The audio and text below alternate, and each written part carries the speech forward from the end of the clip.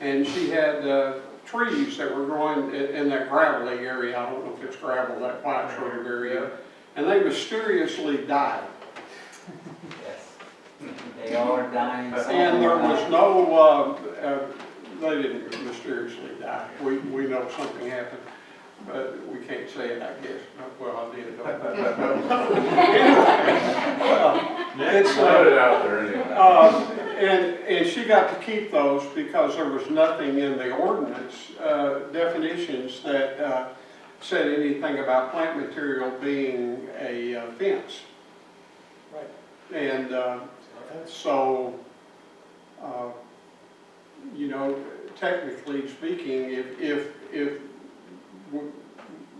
y'all let me talk a good while on that, but technically speaking, I guess you could plant trees all the way down the line, could you not? Tree's not gonna stop the noise, it needs a good concrete wall there. Concrete walls not gonna stop Yeah. the noise either. Well, it's not If you help. can hear it from inside your house with the doors and windows closed, a fence ain't gonna cut it. A brick wall's not gonna cut it. That's, Well, it's gonna help reduce Yeah. it. that's what you call for noise. Okay, so, Noise pollution is part of the nuisance that we have to address it. You have a different ordinance, because that one's dated, but But what the he's topic saying here is, is the screening, the what he's visibility. saying is that it alleviates it a little bit. Oh, right. Yeah. It'll have to be a big wall Well, he to needs to really cut down the noise if it's a 6-foot fence across there. Maybe that along with more trees. But, So the It's the not noise is really unique to just a this great deal. situation, but really the topic of discussion is this scenario of, I mean, here's his kitchen, here's his, and this house is oriented where yeah. he's looking right there, he has no privacy to his own pool. So, I I mean, mean, as- there's other scenarios, I mean, obviously it doesn't really exist here, but there's a lot of trees here too. so we just gotta be a little careful that we don't rewrite the whole ordinance for your situation. We can do a variance, right? I mean, if there was if we didn't do anything today, we still could do something in your area, if. No, you can't. You couldn't get a variance on that. So the question is, can you get a variance on that? No. The Is variance we're saying that? is for a It zoning. has to be. Fences are So residential. the decision was made to move it out, so we've got to be very careful not to affect the whole town because of your situation. And again, a lot of us would absolutely understand you, and especially the aerial view is fantastic, because I think it gives it, I think we just need to get more public input and just make sure that before we make a move that affects the whole town, that people understand what's going on. So here's, So, But that's Great. not different than your proposal, Mark, that you say 50 feet. That is actually exactly the same amount that we want. It's not more than 50 feet. yeah, I mean, look, here's my view of this, all right? Look, there's the ordinance. So you can debate philosophically whether you're for or against it. You can talk to 800 people in town, but at the end of the day, we come back here next month, nothing's gonna change. It's the same exact verbiage that's gonna be sitting there. Instead of 50, you might want 40, 38, pi over 2. The question is, right now, as we sit here, so to your point, what do you want to know? I mean, what do you need from me to move this forward? Nothing? you and I have discussed this since 2013, and I mean, what you proposed, I mean, I think it's a nice compromise. I mean, I don't personally have a view of the water where my house is, but I can understand, I can try and understand where the concerns are. I personally like the openness in the neighborhood, so I would be opposed to, you know, in this case, having solid fences all the way down. You know, if you're on, as Paul suggested, I mean, if you come down to the 537 line, I don't think that would be very attractive. So I personally think the way you have it is a nice compromise, whether or not 50 feet is the right number. 537 on them is way down there. Yeah. You go down there by the trees. Anyhow, so give council a chance to talk this through. So, yeah, I appreciate your comments. I do think we should take. But here's my question though, because you're already contradicting yourself, because you're saying you're gonna come off of the fence. Fences can come down here. This is a side yard. This is not behind the house. This is a side yard. So how is this ordinance gonna read? That the fences can come off the back of the house? 50 feet measured from the back of the house. Back of the house. Measured. On the side. Not over here. You're asking On the about property. Measured from the back of the house. Measured from the back. You don't have to attach to the back. No, Still on the she's property. saying that it can be over. Okay. It doesn't have to. So from the back of the house, if I wanted to build If I wanted to build my fence way over here That's your and side charge it, I yard. could. Yeah. So then you are saying that we could build in side yards. That's what the ordinance says, is a side yard, right. The whole ordinance is about the side yard. Everything's about the side. There's no such thing as a But back that yard. is gonna block everybody's view. It's a side yard. Just one side. Finish my thought, Both I sides. like the 50, That's exactly- whether or not 50, 52 It feet, would be whatever. both sides? it is. Well, I like the the idea ordinance of, will let that everybody seems do like a reasonable compromise, not the Oh. whole. Because Okay, fine. in this particular scenario, right, if this fence ran all the way down, next month this neighbor is coming in. neighbors do it. So Yeah. that's where my thought is, to Dan's point, Yeah, I wanna I'm move here. not prepared to vote on this, and I know, I'd like to mull over a little more. Okay. I've, been mulling over since 2013, but. The, One reason why I tried to limit it to just outdoor kitchens and pools was I was trying to be internally consistent and say, if we're going to allow this for privacy, because what I say is there's for privacy screening, then there needs to be something there. Privacy from what? I mean, so that was kind of why I was trying to limit it to say, if you've got a patio or a outdoor kitchen or something, then that makes sense that you want privacy. If you don't have any of that stuff, Yeah, I kind of. but I don't mind, that was my intent when I did it, to try and limit it. I'll personally kind of mull it over and send you some thoughts. Maybe, if it gets too great, right, we ran into this with zoning, right? We get real narrow to kind of make it easy, so it's black and white, and sure enough, next month there comes something that, so maybe we'll think about it a little bit, maybe there's another way to word it, but if. I don't know, Put up there's a privacy screen or something like that, I mean, to Yeah. build a wooden fence or a brick something or other would just, oh, no, that just, All right, Ed, do you have any comments? not very appealing, it's Anyone not worth it. Well, as a pool owner, I do think that personally, I like to have a little privacy. So would Ingrid, And so would Ingrid. from your pool. Dave has commented that my 11 grandchildren's noise in my pool is a little too much for them. The fireworks. I'm cheap. Well, you're the only one in town that didn't. I'm not. All right. All right, Gary, do you have any comments? I sort of like the idea of a partial wall to block, the pool area. I don't know about going all the way down, but I'll go with what everybody comes up with. Let me think about it a while. But the wall- So again, our intention is of no way to block anybody's view. That's Their right. view is exactly going to stay the same, and we talked to our neighbor, actually, she was very open to that. Okay. She said, whatever helps, because I want them to enjoy their parties too, because it's not that we would just wait and make sure, okay, they don't have any parties, but it is every weekend, and I want them to have fun too. At the same time, This has happened Yeah, maybe. numerous times in other places where other people have come in and said, I've got an outdoor kitchen, and the neighbor next door is not happy, and, so this is not first. It's just something now, it's percolated up. It's not the first of these two houses. No, but what I'm gonna ask the council is, you got the ordinance. That's all there is. So next month, do what you gotta do.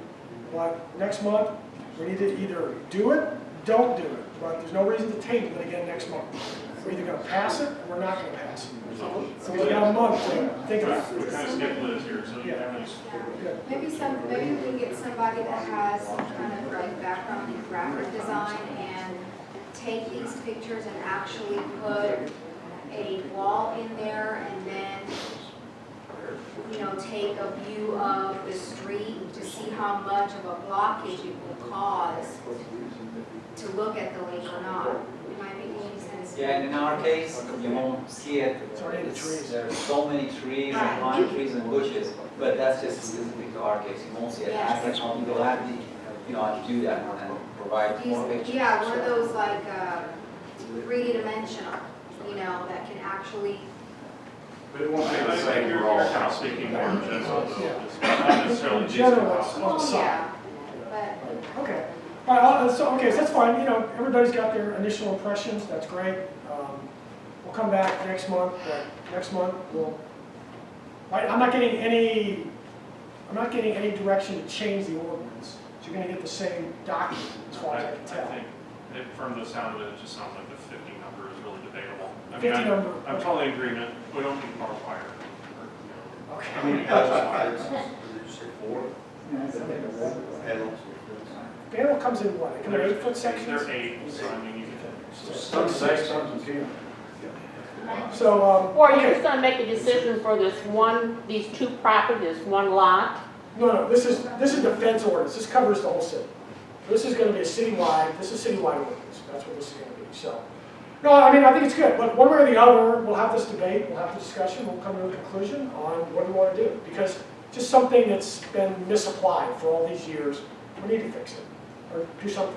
Okay, Thank you for your time. all right, thanks for Thank you. that. Thank you for the picture. Okay, so, so that is the consideration of the fence ordinance. Okay, next up is number 9, consideration of the simple recycling program. And that's Linda. This is a program that is available to our citizens because this company already services Little Elm and I believe Oak Point, some other surrounding cities. They're not coming to us because we are such a booming metropolis and they're going to make tons of money from us. They're already in the area. They have a green point of view and they don't want to pass this up. It's free to the city. It's free to our citizens. It is something that goes in conjunction with you still maintain your green recycled trash cans if you want them. You still have your blue trash can. And what they do is they give you a large orange bag like this. And this would be the mailer that would go out to all citizens. This is in this. And they give you 2 orange bags. And you would put in your orange bag things that could potentially be recycled or resold. Clothing, pots and pans, other household items. If it is a saleable quality, this is a company that is a for-profit company. If it is of a saleable quality, they will sell it in their resale shops. In the United States, most of the things that they collect, as far as textiles, get shipped either outside the country, where there are people that are more willing to put on buttons or fix zippers than we pampered Americans are. And those that are not of a quality that can be sold are ground up and they're used for carpet padding or other things like that. You would put your orange bag out at the curb on the same day, so that they would come out on Monday. They would pick up, you put an orange bag out, then they would tie an orange bag to your trash can to give you an orange bag back, and then you take it back and you fill it up again. So do they come with a regular pickup or just on recycling? It's every other? They come every Monday. It's every, so it's every time. Every Monday, I believe, I'll verify that. They do, sorry, I lost my thought. You get to, they'll do a mailing and then they will refill your bags. I did talk to Allied Waste, they don't have a problem with these people coming in. It's done in a lot of cities. This is from the city of Bedford. And I So they think they come just, after the trash has been picked up. well, at some point on trash day, I don't know, Berlin, Allied usually gets here pretty early in the morning. So at some point on trash day, they would come and pick this up. There's no issue of people coming by and stealing them? Well, Like there there's is always- on bulk? There's always gonna be that issue. Stealing. They're repurposing bulk. Every cycle is Stealing. And they don't give a contribution receipt of any type? They do not. They do not. It's because it's for profit. That's why. So the only question I had was, can we time on this? So like, let's say we Yeah, try for a year, if everybody's good with it, we No, get it going? no, We have to sign no, up we can't, and- and I know it's a consideration issue, but I didn't necessarily expect y'all to approve it tonight, but no, we cannot just try it for a year. There is a contract, I don't have the contract. Well, the contract would have a date on it, it wouldn't say Well, perpetuity, right? It would say. No, but there are two things that are firm in the contract. One thing is exclusivity, they cannot have any other recycling company coming through, and the other thing is the term. And what's the And I don't know what the term is, because I don't have the contract yet, but I know it's gonna be more than a year, because they have rollout expenses that they're investing heavily in marketing and routes, and they're not gonna do that for a year. I think just let us know the term. If it's 2 years, I'll, yeah. 2 Well, years I would, It's 10 years? I'll get the contracts and the implementation and put that in the packet for next month. Yes, ma'am. I am not in favor of giving up tax donations for all of the nonprofit companies we can donate to. Well, this is voluntary. You can still donate to any sort of a tax-free agency, a charity that you want to. You can still donate to CCA or Goodwill. There's nothing that prohibits that. This is simply to stop things from going to landfills. If you were going to throw it in your recycling bin, but it's something that you could put in this and have it recycled and used for carpet padding, then do that. I and thought I it heard protects- exclusivity, and that's why. We have the companies that come pick up at our doorstep now, you know, if you want to donate, so as long as they can still come into the neighborhood. Again, I'd have to read the contract Okay, so that I understand for sure what that means. And that's why I would want That's how to they get exclusive. But we do have, Clint has done a lot of work on our website. There are a number of companies that will come out, charity companies that you can have come out and pick up. And I don't know if the contract restricts that or not. I don't know how they could. Yes. I think this is just organized. I brought up this idea for simple recycling. I don't know for sure, I know that the representative wanted to come out here, but I think the whole idea is not to exclude any of the nonprofits or any of the charities or anything like that. I think the idea is just to save the stuff that would normally go into the trash. So not people like you who, you know, call and have people come out, or you take your donations to Goodwill. It's for the people who would otherwise, it's ripped, or it's not good enough for resale, or it's stained, or, you know, it's not good enough for you to, for somebody to reuse. Something that would normally go into the trash, you can put it into a bag, and then they'll come by, and they say like 85%, I think, of it does not go up for resale here in the States. It either goes internationally or it's recycled.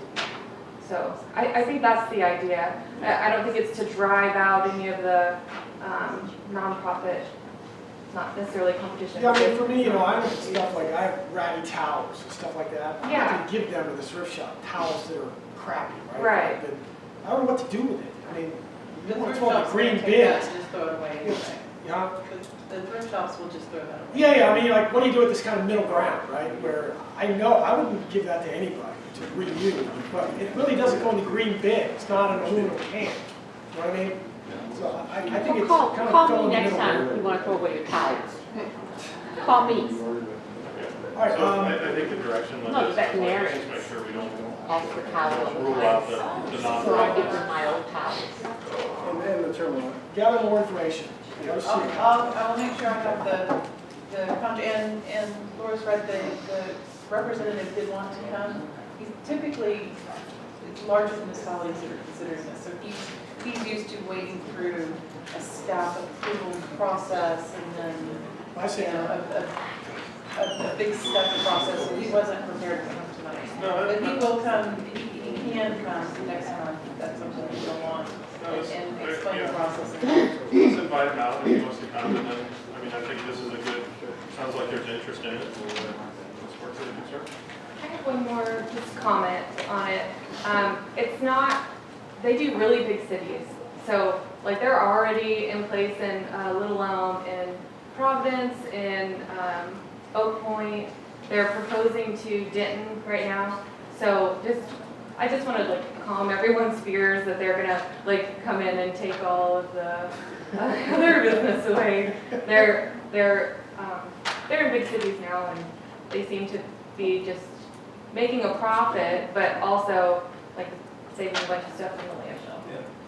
Okay. All right. I think it's, I don't hear anything negative. wanted to just get some more information. Okay, very good. Linda, you good? Yes. Okay. All right, the next one up is consideration of ordinance regulating wireless network facilities within a public right of way. Okay, so this is an interesting issue that came up. It was in the state legislature for a while, and basically the problem was that when it came to wireless phone companies and putting up cell towers and that, in so many words, the federal government got really angry at the states because the states were really regulating where the towers went in cellular communication. And the idea is it's called the FCC, F standing for Federal Communications Commission. So the federal government got really mad at the states that they were hampering cellular rollouts by all their zoning and you can't put the tower here. And so the federal government got really mad. And in so many ways, they started making rules which essentially told the states in so many words, kind of, fix this, or we're going to remove everything. And we're going to preempt you at the federal level, and then it's the Wild West. They can go anywhere, anytime, So the federal government pushed back on the states. It said, knock it off. You guys need to clean this up. So the state legislature of Texas responded with this ordinance, which really opens up where cellular communications can go. So it wasn't like the state legislature had nothing else to do. It really was driven by the feds that told the states, fix it or we will. And you don't want us fixing it because we will just deregulate the whole bloody thing. So Linda's done a lot of research on this, and so I'll now hand you over to Linda. But that's kind of why this suddenly appeared out of nowhere. And the legislature passed it. So Linda. If you recall, this is Senate Bill 1004, and y'all passed a resolution in opposition of that. It did pass anyway in a form, and this is the form that we're left with. The ordinance that I've proposed is straight out of the Senate bill. It's the regulations that they established, and I took TML recommendations, and then I went to several cities that are large enough to have a large staff to do lots of research, so I don't have to. They have a large legal staff that's on staff, and I know that the ordinances were heavily reviewed and thoroughly vetted, and they lined up with what TML recommended. They lined up exactly with what the bill requires. And that is the ordinance that you have in your packet. It also has a design manual, which is what the city is allowed to regulate in the way that we're allowed to regulate it. And that's all covered in the design manual. And then I also created a permit form because the Senate bill takes the authority away from city council and it mandates that it's a staff administrative decision. So if we get it covered in the ordinance, then as much as we can is covered in the ordinance, and that leaves as little discretion as possible. So like right now, if you were to build a house, the council doesn't vote on that. You turn in your building permit forms, then it goes through, the building inspector looks at them, and your house is approved. It's not a city council action. Used to be putting up a cell tower, installing cellular things, the council had to vote on that. The council had to give you permission to erect a cell tower at this intersection. State law just changed. You don't get a say in it anymore. It's automatic. It's approved. As long as you follow the application process. So it goes to law. So it's no longer city council action. There's very limited things you can do. You could say, well, okay, that 80-foot cell tower, it's got to be, made out of, red, white, and blue. I mean, there's very limited things you can do. You can't say no. So that's why Linda had to put this together. It's a little bit, that's the way the law is. That's limited to all you can do. We're actually a little, not that there are companies beating down our doors, but at this point we are a little bit vulnerable because this law went into effect September 1. And if you don't have an ordinance in place, you have to take whatever the cell company submits. And we don't have an ordinance in place. So that's what this is, and that's why everybody's moving quickly to get something in place to protect us. So we could put a light pole in, Ed could get the dark skies, put the light pole in, the next thing you know, they slap, 6 different, If you can like go back Clint up was to the showing, they picture, can slap that on the pole, there's nothing we can do about it. that's the big next pole. one up. That's The big next pole picture up. poles. That is several different elements of telecommunications equipment that was put onto a city pole. And if there's no ordinance in place, there's nothing to regulate that. That's what our poles could look like. So Not that they're gonna beat down our doors and do that to us, but we don't wanna take a chance. So let me just to be clear, there's nothing that stops them from putting it in there. I mean, those of us that would like cell service, they can still put it in, they just gotta follow the They regulations. have to follow the procedure, they have to follow our They have to design ask standards, you. they have to go through the application Right, process. and your application process is the same as It's Rhode Island and Gloucester and the exactly, other ones. I don't wanna say that because I It's don't know what close. their process is. Ours lines up with what TML recommends, ours lines up with, I could say surrounding municipalities. But I don't know specifically what And theirs this is. is consideration, so we can vote on this today. Yes, it is. Now, there are other cities that are bigger than us, that on September 1, the cell companies were there at the front door. They were. They were right there, because look, September 1, we want to put a pole, on El Dorado, go through Little Elm or in Frisco, any pole, anywhere, in any right of way, is fair game. Who There were owns a the lot pole? of I mean, don't special they have to go meetings. through them? Nope. So That is what COSA? the Senate bill, that's specifically what the Senate bill So COSA's stated. pole, they go to COSA and not say a word, and start to Yep. attach stuff to their pole. And another thing in the bill is, it doesn't, if you go to the next picture, it doesn't have to be a city-owned pole or a utility pole. That is a telecommunications pole. Right. And they can go and install that in the city's right-of-way without the city's direction Right. or input. They just put them up. Right. That's an example of what's called a collocated pole. I have one a mile and a half from my house that has at least twice as many nodes as that one does on that. I wanted to get a picture, but when I saw it, it was too dark and I couldn't get the picture. They're definitely out there. Are they required to remove, does this say that they're required to remove it once they no longer need it or use it, or it's no longer operational? Or is it No. just basically once they have it there, that they can leave it forever? I'm not aware of any regulations about Because removal. we have situations where I just moved from, where they have that stuff on those poles, and later they upgrade their system, they just leave the old stuff there, and it's awful. I'm not aware of any requirement for removal. They do have to maintain if the pole leans to a certain degree or something like that, but I'm not aware of any removal Jeff? requirement. Chad.